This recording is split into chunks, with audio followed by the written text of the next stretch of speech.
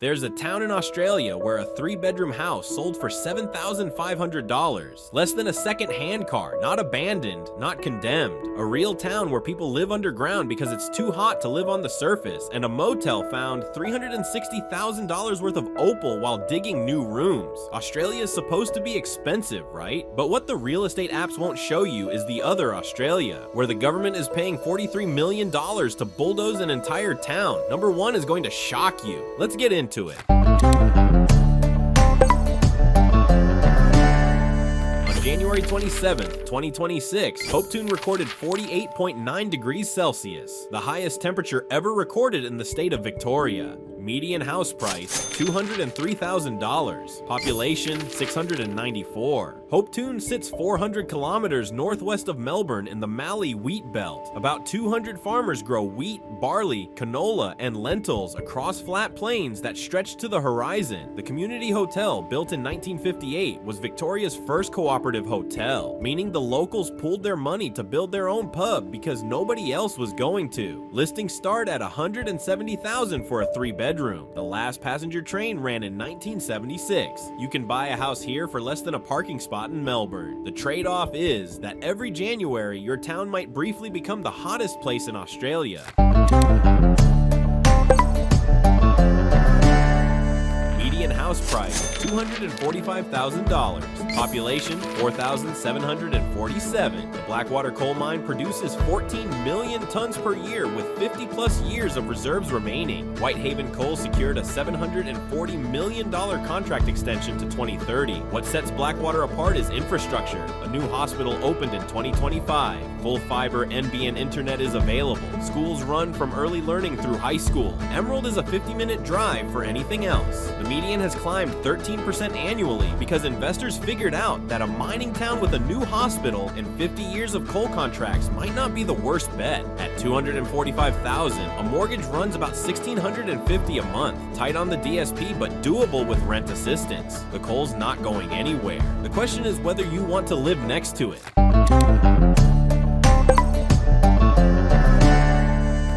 1990, the Bogan River broke its banks, and the entire town of Nyngan was evacuated by military helicopters, one of Australia's most dramatic inland flood events. Median house price, $235,000. Population, 1,953, down 18% over a decade. Nyngan sits 525 kilometers from Sydney. It has a hospital, 4 doctors, a library, and NBN internet. The Boganshire was once the wool center of the world, but drought cycles have gutted the pastoral economy. Median salary, $43,000. Rents average about $154 per week. At that rent, a single person on JobSeeker would still have over $1,000 a month left. The flood levy was upgraded after 90. The river hasn't breached since, but every time it rains hard, the whole town holds its breath. February 2025, the Whyalla Steelworks was forced into administration with over $1 billion in debts. A $2.4 billion state federal rescue package followed. Whyalla Nori, the cheaper suburb, has a median of $225,000. Population across the region, about 21,800. In 2011, Tony Abbott predicted Whyalla would be wiped off the map by the carbon tax. Labour's Craig Emerson responded by singing a parody called No Whyalla Wipeout to the tune of Skyhook's horror movie on live ABC television. Abbott was wrong about the cause, but the steelworks has been in near continuous crisis ever since. Arium went into administration in 2016 owing $2.8 billion. Sanjeev Gupta's GFG Alliance bought it. Then the blast furnace went offline for roughly 8 months in 2024, losing $1 million a day. A mortgage on $225,000 runs about $1,500 a month. Manageable on the DSP, just don't ask about job security. 3 mine disasters in under 20 years. 1975, 13 dead. 1986, 12 dead. 1994, 11 dead. After the 1994 explosion, a second blast 18 hours later ended rescue attempts. The mine was sealed. The bodies remain underground to this day. Current median, $223,000. Population, 1,993. The town survives on Anglo-American's Dazo, an open-cut mine. An investor forum once described Moura as a coffin waiting to be buried. The annual Coal and Country Festival features coal shoveling competitions. Moura keeps mining because that's all it knows, and every miner who clocks on walks past a memorial to the ones who didn't clock off. BHP, now the world's largest mining company, was founded here in 1885. The cheapest property sold recently went for $33,000. A two-bedroom sold for $49,000. Median house price, $220,000. Population peaked at 30,000 in the 1960s. It's now 17,700. Broken Hill sits 1,100 kilometers from Sydney, but has Rex Airlines flights to Sydney, Adelaide, and Dubbo. It's the filming location for Mad Max 2 and Priscilla, Queen of the Desert. The Royal Flying Doctor Service was born here. The Broken Hill solar plant represents a renewable energy future. A former mine worker described the potential. There's so much we could do. We could start mining tourists. At $220,000, a mortgage runs about $1,500 a month. Tight on the pension, but doable if you buy at the bottom. And $33,000 for a house in BHP's birthplace is the kind of number that makes Sydney buyers physically ill.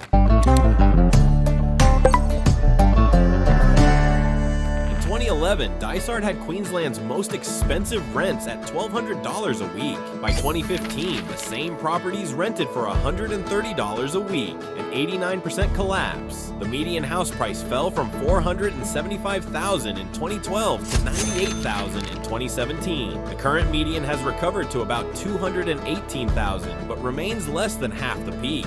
Population, 2,918. Dysart was established in 1973 to service the Saraji coal mine. The name comes from Irish Gaelic, meaning solitude. It has an Olympic-sized swimming pool, a 9-hole golf course, a bowls club, and both primary and secondary schools. A mortgage on a $218,000 house costs about $1,470 a month, within DSP range. But anyone who bought at the peak lost $300,000 in 5 years. The town's name means solitude. The property market delivered it.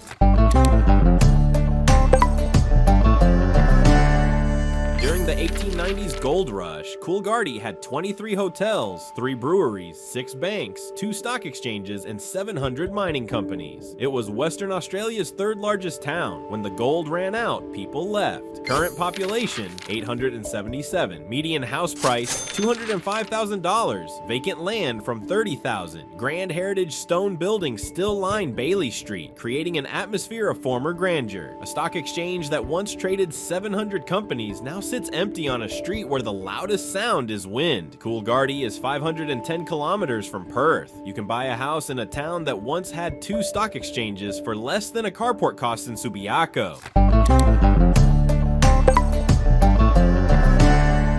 Future United States President Herbert Hoover managed a gold mine here in 1898. The adjacent Whyalla ghost town is one of Western Australia's best preserved heritage sites. Population, 781, down 35% from 2011. Only 10 houses sold in the entire past year. Median house price, $195,000. It's 833 kilometers from Perth. Only about 31% of dwellings are owner-occupied because most housing belongs to mining companies. Getting a bank to lend on a Leonora property is an exercise in futility, but for a cash buyer on the pension, the numbers work. $195,000 outright means no mortgage, no rent, just rates and insurance. The house where a future American president once lived is now a museum. The town he managed is now wondering whether it has a future at all. Like this video if you just learned that a future American president managed a gold mine in the middle of the Western Australian desert, where houses now cost less than his presidential library gift shop probably charges for parking. At its peak, 1,000 South Australian Railways employees worked here, running up to 120 trains through town every day. Peterborough had the world's only triple-gauge railway junction. Then the railway left. Population, 1,490, down from 3,000 in 1971. Halved. Median house price, $180,000, up 45% in a single year. Houses list from 135,000. The Steamtown Heritage Rail Center has the world's only triple-gauge turntable. Bob the Railway Dog, a stray who rode trains across South Australia from 1882 to 1895, has a bronze statue. The town was originally named Petersburg after a German settler, but was renamed in 1917 because of anti-German wartime sentiment. Now a quiet agricultural town 246 kilometers north of Adelaide. A Nova Systems space precinct runs satellite ground stations nearby, which is the most unexpected sentence in this entire script. Median house price, $180,000. Recent sales as low as $100,000. A house on Green Avenue sold for $112,000 in December 2024. Population, 2,666, down 8% between 2011 and 2016. Coonamble is classic western New South Wales sheep country, 530 kilometers from Sydney. Agriculture employs at nearly 6 times the regional average. The town has a hospital, schools, a race course with an annual rodeo and basic shops. Unemployment sits nearly 2 points above the state average. At $180,000, a mortgage runs about $1,215 a month, within range for a couple on the age pension and tight for a single person on the DSP. The recurring threat is drought. When the rain doesn't come, the sheep die, the jobs go, and the for sale signs multiply.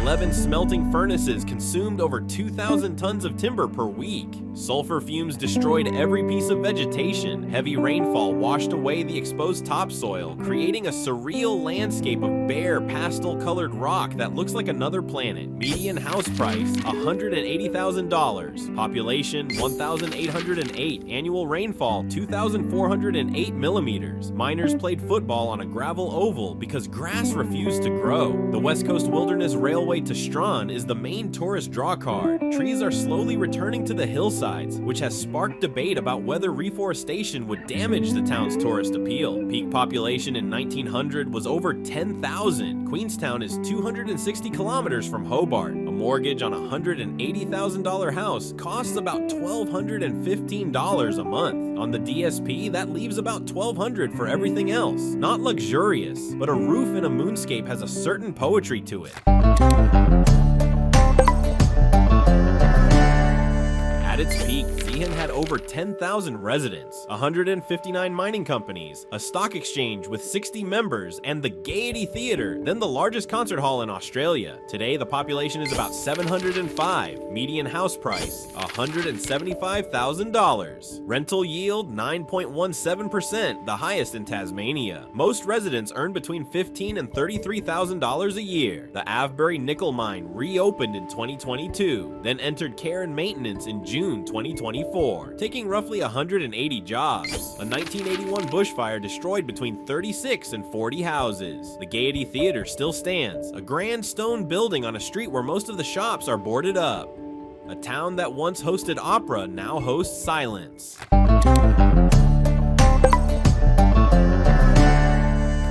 Star lead zinc smelter has operated here since 1889. In 2010 and 2011, it released 44,000 kilograms of lead into the atmosphere. The 2025 South Australia Health Report found that 59% of children under 5 had blood lead levels above safe thresholds. For 2-year-olds, 79.8% tested above safe levels. The World Health Organization says there is no safe level of lead exposure. A 1925 Royal Commission identified the problem. It has been known for 100 years. Median house price in Port Pirie West, $178,000. Rental yield, 9.8%, the highest in South Australia. The cheapest houses are closest to the smelter. A senior Nukunu lawman named Doug Turner put it simply: lead poisoning doesn't discriminate. Lead doesn't care whether you're an Aboriginal kid or a white kid. At $178,000, the mortgage is about $1,200 a month. Affordable. The cost you can't calculate is what the air does to your children's brains. The Australian expression for the absolute middle of nowhere is back of Bourke. It's a real place. Houses cost $170,000. Rental yield, an extraordinary 13.8%. Population, 1,699, down 11% in 5 years. It's 800 kilometers from Sydney, but has an airport with flights Monday through Friday. Cotton was once king, grown on the Darling River floodplains. During severe drought, production was reduced by 99%. Henry Lawson wrote, "If you know Bourke, you know Australia." At $170,000, a mortgage costs about $1,148 a month. Manageable on the DSP, Bourke is the kind of place where everyone knows your name because there's only 1,600 of them left. The expression back of Bourke means beyond civilization. The irony is that Bourke itself isn't beyond reach. It's just beyond most people's willingness to try.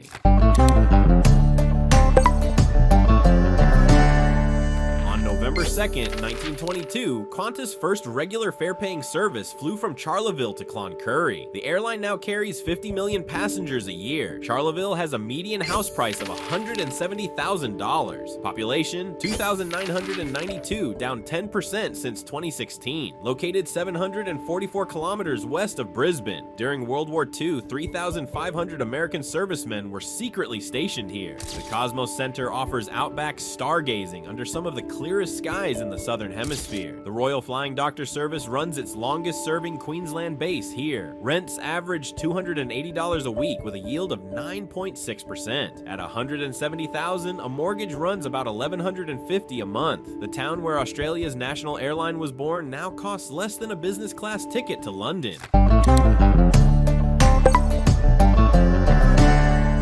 Median house price, $173,000. Population, 752. Rosebery is an active zinc, lead, and copper mining town operated by MMG, surrounded by rainforest on Tasmania's west coast. Rents run $240 to $250 a week. At $173,000, a single person on the DSP could comfortably service a mortgage and have over $1,600 a month left. The nearest major supermarket is in Burnie, about 90 minutes north. The mining operation is active, which means jobs exist, but the town's future depends entirely on whether MMG keeps digging. One closure and Rosebery joins Zeehan. For now, $173,000 buys you a house in a working town surrounded by wilderness so thick the trees practically lean against your windows.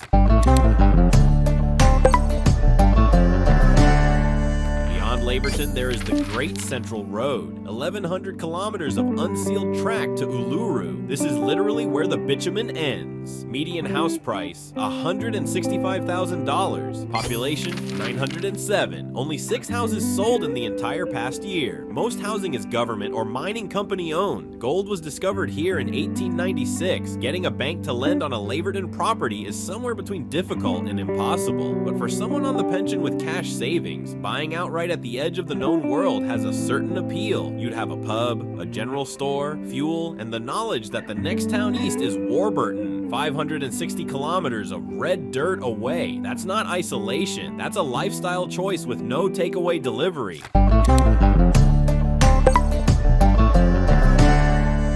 Glencore closed the mine in 2013, house prices crashed to $65,000. The mine reopened in 2016 when coal prices recovered. Current median, $160,000. Rental yield above 12%. Population, 1,496. In the 1930s, Collinsville was a communist stronghold with 4 Communist Party branches against just 1 labor branch. A 1954 mine disaster killed 7 miners. The last pit ponies retired in 1990. A bronze statue was erected in 2015. The Pit Pony Tavern is still the pub. 28% of the workforce is employed directly in coal mining, which is the definition of single industry vulnerability. At $160,000, a mortgage costs about $1,080 a month. DSP covers that. The question is whether Glencore's accountants will shut it down again.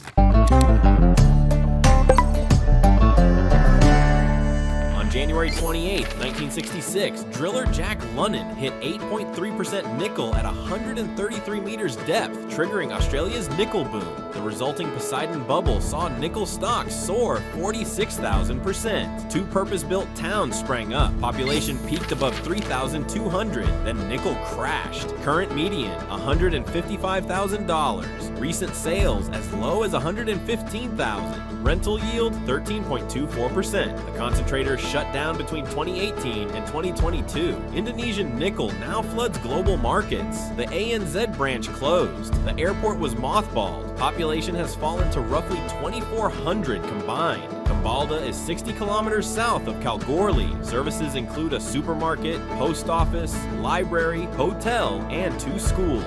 Red Hill Lookout offers views over Lake Lefroy, a 510 square kilometer salt lake used for land speed records. A town built on a bubble. The bubble burst. The town is still here, barely. World's black opal capital, where eccentric miners live in camps, and the council auctions properties for unpaid rates. Median house price, $125,000, but many properties are informal mining camps, selling from $31,000 to $40,000. Actual houses start around $105,000. Population, 2,279. Located 770 kilometers from Sydney. Attractions include the car door fence, underground opal art, and bore baths fed by hot artesian springs. Critical caveat, many properties are on Western Lands leases, not freehold title, which makes getting a mortgage extremely difficult. Walgett Shire Council held a public auction of land for unpaid rates in February 2025 at $31,000 for a camp or $105,000 for a proper house. Lightning Ridge is one of the few places where even job seeker could theoretically stretch to ownership. The catch is that theoretical is doing a lot of heavy lifting in that sentence. That's not a typo. A house on Van Brugge Street was listed at $20,000, failed at auction, and sold for $7,500. A 3-bedroom house in the opal capital of the world for less than a second-hand Commodore. Median house price, about $70,000. Prices are falling, down 18% in the past year. Between 65 and 69 properties are currently for sale. Enormous stock for a town of 1,566 people. Population has dropped 11% since 2016. Summer temperatures regularly exceed 45 degrees, which is why roughly 1,500 underground homes called dugouts have been carved into the hillsides, maintaining a constant 23 to 25 degrees. World War I soldiers started digging for opal and simply never left. There are underground churches, hotels, and shops. A motel found $360,000 worth of opal while digging new rooms. Over 250,000 open mine shafts make walking around genuinely dangerous. At $70,000, a mortgage costs about $473 a month. The disability support pension pays about $2,420. You'd have nearly $2,000 left over. In the town where people live underground, the numbers actually work. The cheapest functional town in Australia, named after a horse called Hardy Norseman that allegedly pawed the ground in 1894 and exposed a gold nugget. Median house price, $50,000, down 28.6% in the past year. Population, 562. It's 724 kilometers from Perth, the last town before crossing the Nullarbor Plain. The Central Norseman gold mine operated continuously from 1935 to 2014, producing 6 million ounces. Pentoro Limited reopened it in 2022 after investing $57 million, but the town hasn't recovered. Services include a district hospital, high school, supermarket, bank, 2 roadhouses, a hotel, and a caravan park. At $50,000, mortgage repayments would be roughly $338 a month. Job Seeker alone covers that with over $1,200 a month to spare. That's genuinely comfortable by welfare standards. The catch is, you'd be living at the edge of the continent in a town of 562 people where the population is still falling, but you'd own your home. And in 2026 Australia, that's more than most people under 40 can say. During the coal boom peak in 2012, Moranbah's median house price hit $750,000. Rents were $2,000 a week. By 2017, the median had fallen to $150,000. Individual houses bought for $820,000 sold for $170,000. Another bought for $720,000 sold for $130,000. BMA switched to 100% fly-in fly-out with worker camps. 300 rental properties sat empty. The median fell 66% in 3 years. Current median has recovered to $380,000. Population 9,425. Moranbah sits at the higher end of this list, but it earns its place because no other town demonstrates the risk of mining town property more viscerally. Every cheap house on this list is cheap for a reason. Moranbah is the reason compressed into a single suburb's price chart. What went up 750% came down 66. South Australian government built Leigh Creek in 1980 to 1982 as a modern mining town. Attractive houses, a shopping center, modern roads. Population peaked at 2,500 with over 750 miners. Then Alinta Energy announced the coalfield would close. Mining ceased on November 17, 2015. Population collapsed to roughly 120 people. In January 2022, demolition began. Roughly 200 vacant houses are being bulldozed at a cost of $43.6 million. A resident named Mark Austin described what's left. It's a lonely little town at the moment with only about 120 people, maybe less. We're all trying to band together, keep our spirits up. You cannot buy here. The government's plan is to destroy the houses and shrink the town to a regional service hub. But a town built with taxpayer money, purpose designed for modern living, demolished with taxpayer money because the mine closed, is the most honest ending this list could have. If that doesn't explain why every other town on this list is so cheap, nothing will. Subscribe because you just watched a countdown that went from 48-degree heat to $7,500 houses to a town the government is paying $43 million to erase. Next time someone tells you the Australian dream is dead, send them this video. The dream's not dead. It just moved 700 kilometers from the nearest capital city and it's standing in a mine shaft.